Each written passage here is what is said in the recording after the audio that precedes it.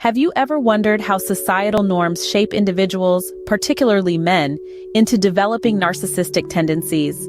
As we dive into this topic, it's crucial to understand that our society often unknowingly validates and even celebrates ego and superiority in men. Let's picture a scenario. A young boy, let's call him Jack, displays dominating behaviors. Instead of questioning these actions, Jack's environment often applauds him, perceiving his assertiveness as a sign of leadership. This early reinforcement can lead to Jack equating dominance with worthiness and respect. As Jack grows, these expectations may continue to shape his identity, potentially inflating his ego and instilling a sense of entitlement. In some cases, such cultural reinforcements can even go to the extent of encouraging Jack to suppress empathy, viewing it as a weakness rather than a strength. This is where we begin to witness the birth of narcissistic tendencies. Such cultural reinforcements can be the stepping stones to the creation of covert narcissists. Delve into the societal pressure on men to conform to traditional masculine ideals. Our society often encourages men to be strong, stoic, and emotionally detached, painting vulnerability as a sign of weakness.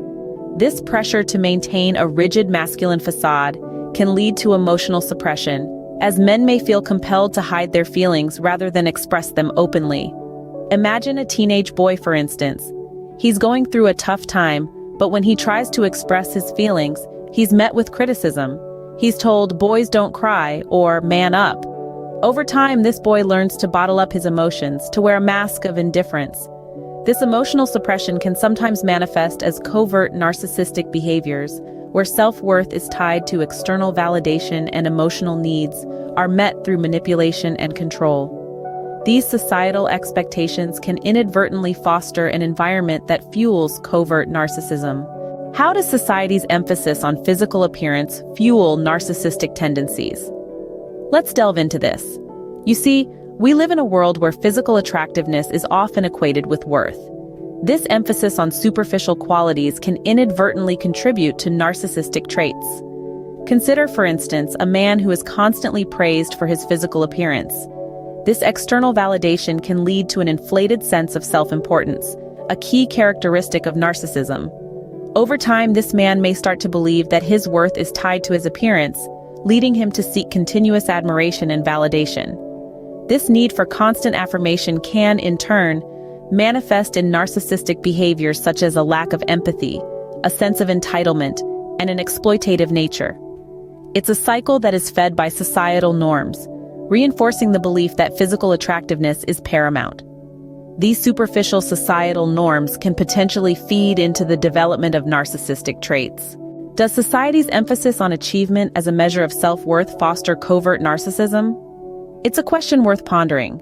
We live in a world where success is often equated to our value as individuals. This relentless pursuit of accomplishment, this need to constantly prove ourselves, can potentially foster a breeding ground for covert narcissism. Imagine a man, let's call him John. John is constantly praised for his professional success. Every promotion, every accolade reinforces his belief that his worth is tied to his achievements. There's a danger here.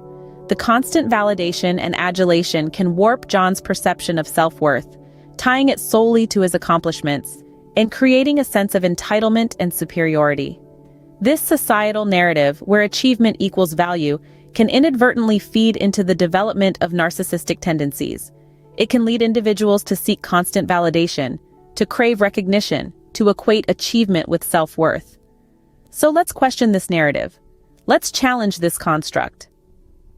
This societal fixation on achievement can potentially create a breeding ground for narcissistic behaviors. How can women navigate relationships with an awareness of these societal influences? Well, the first step is recognizing these societal constructs. Picture a woman named Jane. She's in a relationship where she feels constantly belittled.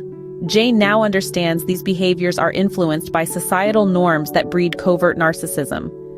She doesn't just bear with it, she decides to act. She sets her personal standards. Jane knows her worth isn't dependent on conforming to societal expectations, but on her own values and self-respect. Jane asserts herself, making it clear that she won't tolerate disrespect. Jane also promotes healthy masculinity. She supports men who express their emotions, who respect women, who don't feel the need to assert dominance to validate their worth. Lastly, Jane educates others. She shares her experiences, her insights, and her knowledge, contributing to a cultural shift towards healthier relationship dynamics. By understanding these societal constructs and advocating for change, women can contribute to healthier relationship dynamics and personal growth.